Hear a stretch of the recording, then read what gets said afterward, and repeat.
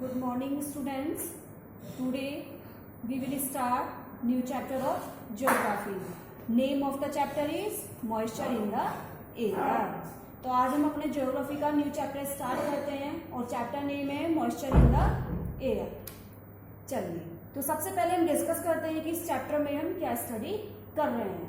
तो सबसे पहले about moisture, about evaporation, condensation, clouds, precipitation and its types, rainfall and its types, measurement of precipitation. तो ये सारे टॉपिक्स हम इस चैप्टर में कवर करेंगे.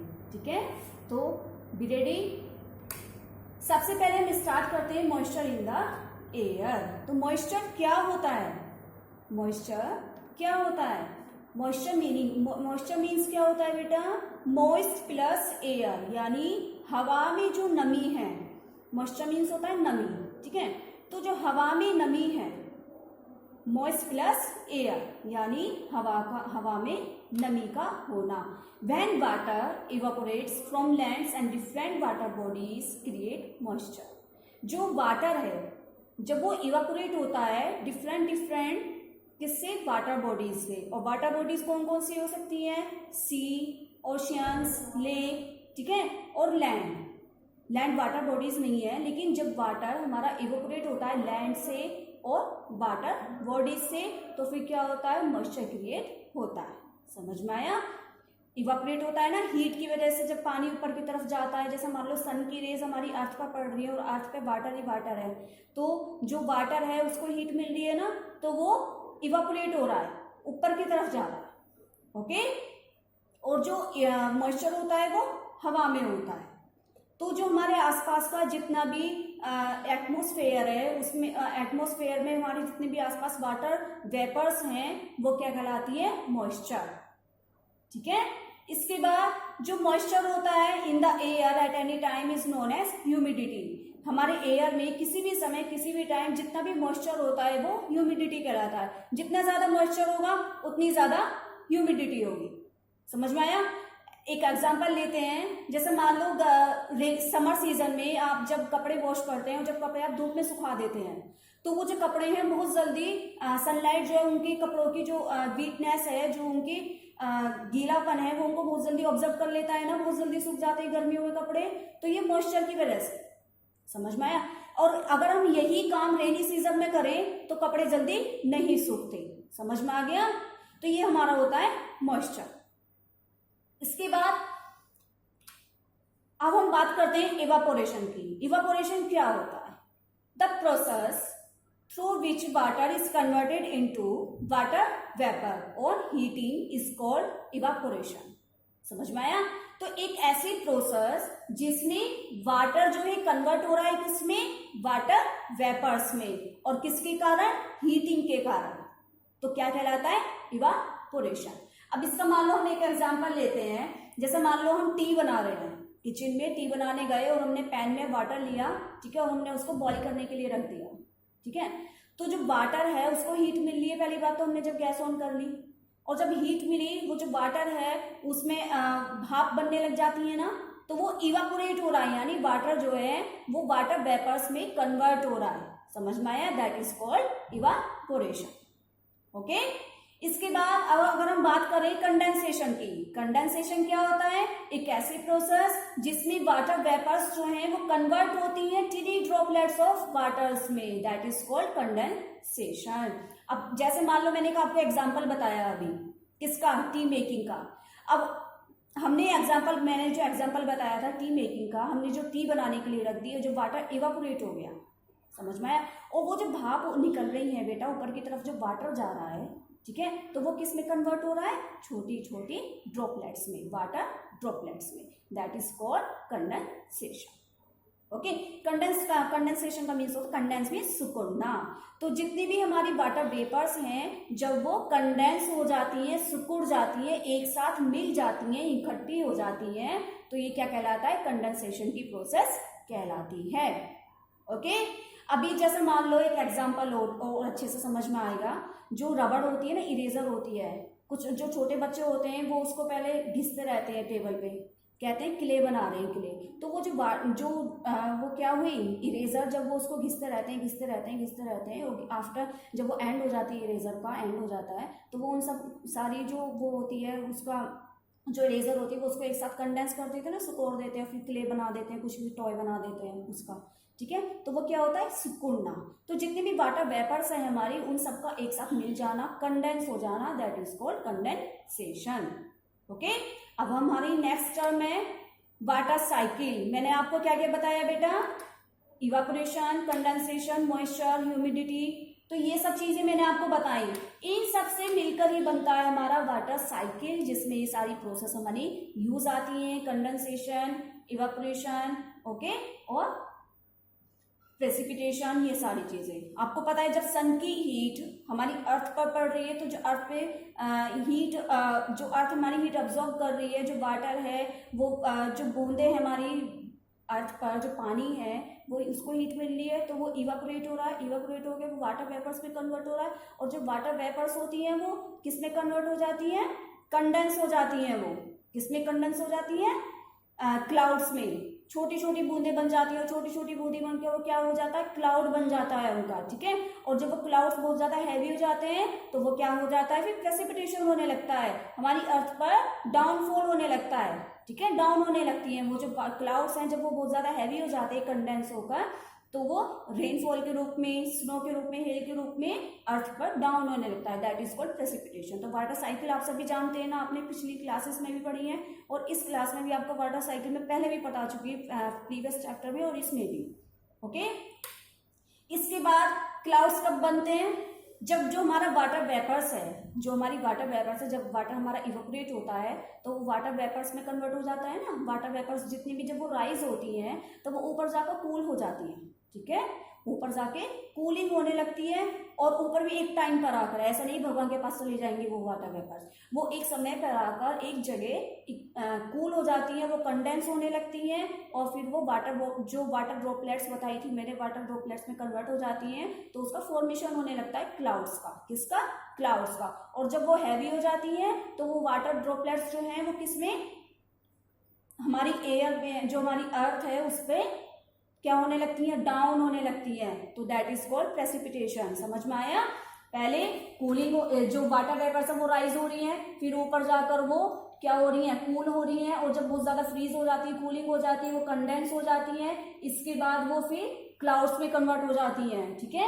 और जो वाटर ड्रॉपलेट्स हैं यानी जो क्लाउड्स हैं, जब वो बहुत ज्यादा हैवी हो जाते हैं तो वो हमारे एटमॉस्फेयर पर बिखरने लगते हैं, अर्थ पर, हमारी उस पर रेनफॉल के रूप में, स्नो के रूप में, हेल के रूप में वो सब आने लगते हैं, और वो क्या कहलाती है, प्रेसिपिटेशन। समझ में आया।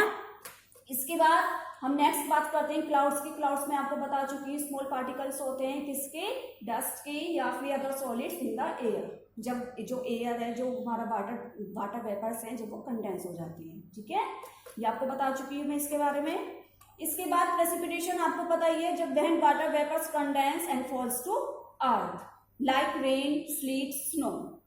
और फॉर्मेशन कैसे होता है, जो क्लाउड ड्रॉपलेट्स हैं increasing in size by colliding and combining with other droplets. Droplets become a heavy and are pulled down by gravity. जो अर्थ की ग्रेविटी है उसके कारण जो वाटर ड्रॉपलेट्स हैं वो अर्थ पर डाउन होने लगती है। ओके, आई होप आपको ये अच्छे से समझ में आ रहा होगा। इसके बाद स्नो की बात करते हैं। ये प्रेसिपिटेशन का टाइप है बेटा। किसका टाइप है, प्रेसिपिटेशन का। ओके, अब प्रेसिपिटेशन का एक एग्जांपल और बताऊं मैं आपको। अभी मैंने आपको टी मेकिंग का एग्जांपल बताया। अब मान लो जब आप चाय बना रहे हैं, ठीक है, आप टी मेकिंग कर रहे हैं, आपने इवापोरेशन समझ लिया, जो पानी ऊपर की तरफ आ रहा है वाटर वेपर्स। कंडेंसेशन समझ लिया आपने। कंडेंस कब होता है टी मेकिंग में, जब हम उसके ऊपर प्लेट ढक देते हैं, ठीक है, तो वो जो पानी की बूंदें हैं वो सारी उस पर जब हम प्लेट हटाते हैं तो प्लेट को उल्टा करके देखो तो उस पर पानी की बूंदें रहती है, नहीं रहती, तो वो कंडेंस हो जाती है, यानी वो तो बस प्लेट तक लिमिटेड हो गई, ठीक है, वो तो वहां तक सीमित हो गई। और प्रेसिपिटेशन कब होता है, जब आप उस प्लेट्स को हटाएंगे, अपनी टी मेकिंग जो पैन पर आपने ढक रखी है जब आप उस प्लेट को हटा देंगे और उस प्लेट को आप नीचे की तरफ डाउन करके देखना, जो पानी की बूंदें वो फॉल होने लगती है, ठीक है, तो ये कहलाता है प्रेसिपिटेशन। ऐसे ही हमारे एटमॉस्फेयर में होता है, एटमॉस्फेयर में क्लाउड बन जाते हैं वो, ठीक है। इसके बाद स्नो, जो प्रेसिपिटेशन का टाइप है, ये क्या है, एक सॉलिड में कन्वर्ट हो जाता है, water vapour turns directly into solid. और 6 ये देख रहे हैं आप यहाँ पे 6 साइडेड दिखा रखी है इसकी। इसके बाद हेल। अब हेल क्या होता है? हेल मीन्स ओला। आप सभी देखते हैं ओले जब पड़ते हैं, बहुत ज्यादा रेनफॉल होती है तो ओले पड़ने लग जाते हैं। ये बहुत लार्ज होते हैं और आइस पार्टिकल्स की लेयर्स होती हैं, ठीक है, स्फेरिकल शेप में होते हैं। और कब बनते हैं ये? जब बहुत ज्यादा आंधी तूफान ये सब आने लगता है, बहुत ज्यादा रेनफॉल होती है, बहुत ज्यादा क्वांटिटी में। और हेल जो है वो किसका टाइप है? प्रेसिपिटेशन का, ठीक है। इसके बाद hail due to very low temperature the water droplets freezes. और हेल कब होता है? जब बहुत ज्यादा ठंड पड़ रही है, बहुत ही ज्यादा रेनफॉल हो रही है, ठीक है, तो टेम्परेचर लो हो जाता है, तब हेल कन्वर्ट होते हैं, ओके। इसके बाद और फिर क्या है हमारा? This rise and fall of water droplets helps in building ice layers around them, ठीक है। अब बात करते हैं हम अपने रेनफॉल की। रेनफॉल अभी बेटा आपको मैंने बताया प्रेसिपिटेशन के टाइप्स क्या क्या होते हैं। रेनफॉल होता है, स्नो होता है, रेनफॉल होता है, ठीक है। और इनमें से जो हम इस चैप्टर में पढ़ रहे हैं, जो इस चैप्टर में हम कवर करेंगे, वो क्या कवर करेंगे? रेनफॉल। अब रेनफॉल क्या है? Falling of the droplets of water from the cloud is called rain. Droplets का जो वाटर ड्रॉपलेट्स हैं उसका क्लाउड में falling of the droplets of water from the cloud. Cloud से जो भी ड्रॉपलेट्स अर्थ पर डाउन हो रही है, फॉलिंग हो रही है, वो क्या कहलाती है? Rain, okay. अब इसके बाद हम रेन के क्लासिफिकेशन, रेन के क्लासिफिकेशन के बारे में मैं आपको बताती हूँ। 3 टाइप्स के होते हैं, ठीक है। First convectional rainfall, second orographic rainfall and third cyclonic rainfall, okay. अब ये तीनों रेनफॉल क्या हैं, क्या डिफरेंसेस है, इनको मैं आपको डायग्राम के थ्रू समझाऊंगी। First convectional rainfall. अब कन्वेक्शनल रेनफॉल जो होता है बेटा, वो ये रेनफॉल ऐसा है जो नॉर्मली हम देखते हैं अपनी डेली लाइफ में, ठीक है। कैसे देखते हैं? जो सन की हीट है वो अर्थ पर आ रही है, अर्थ हमारी हीट हो रही है और अर्थ की वजह से एयर में भी हीट पहुंच रही है, एयर भी हीट के टच में आ रही है। और जो एयर है वो जब हीट में आ जाती है, बहुत ज़्यादा हीट हो जाती है जो एयर, फिर वो ऊपर की तरफ उठने लगती है, ठीक है, ऊपर की तरफ उठने लगती है वो। इसके बाद वो कंडेंस हो जाती है, यानी जो वाटर वेपर्स हैं वो कंडेंस हो जाती हैं, ठीक है। इसके बाद कंडेंस होकर वो क्लाउड्स बन जाते हैं एक साथ, और फिर वो जब हैवी हो जाते हैं तो प्रेसिपिटेशन होने लगता है, ठीक है। ये तो नॉर्मल है कन्वेक्शनल रेनफॉल। इसके बाद हम बात करते हैं ओरोग्राफिक रेनफॉल। ओरोग्राफिक रेनफॉल क्या है? ये रिलीफ रेनफॉल के थ्रू होता है, रिलीफ के थ्रू, यानी एक पॉइंट पर आकर ये रिलीफ लेता है, उसके बाद रेनफॉल होती है। और वो कैसे होती है? देखिए इसमें ये जो आप माउंटेन देख रहे हैं, इसकी 2 साइड्स हैं। फर्स्ट ये लेफ्ट और राइट है ना बेटा, तो इसमें वन साइड में क्या है हमारे? विंडवर्ड साइड, और सेकेंड क्या है? Levered side, okay. अब ये कैसे होती है रेनफॉल? ये देखिए, ये जो हमारी रेनफॉल है, यहाँ पे जो वाटर होता है, जो हमारी एयर है, एयर में जितना भी मॉइस्चर होता है, ठीक है, यानी फुल ऑफ मॉइस्चर एयर, तो जितनी भी हमारी एयर है किससे भरी हुई? मॉइस्चर से भरी हुई। जब वो ऊपर की तरफ आती है, ऊपर की तरफ जब वो माउंटेन्स की तरफ जाती है, तो फिर क्या होता है इसमें? यहाँ माउंटेन पर आकर जो एयर है बहुत ज्यादा फ्रीज हो जाती है, यानी जो पहले तो हीट पर, लैंड पर सबसे ज्यादा टेम्परेचर होता है यहाँ पे, और वो धीरे धीरे जब एयर ऊपर की तरफ जाएगी तो बहुत ज्यादा कूल हो जाएगी ना, फ्रीज हो जाएगी, तो यह माउंटेन पर आकर क्या होने लगता है? कंडेंसिंग हो जाती है, वो जो सारी एयर है वो कंडेंस हो जाती है, ठीक है। धीरे धीरे जब ऊपर की तरफ उठेगी तो माउंटेन पर आकर बहुत ज्यादा कंडेंस हो जाएगी और एक बड़ा सा क्लाउड बन जाएगा, ठीक है। और उसके बाद यहाँ से क्या हो जाता है? फिर प्रेसिपिटेशन होने लगता है।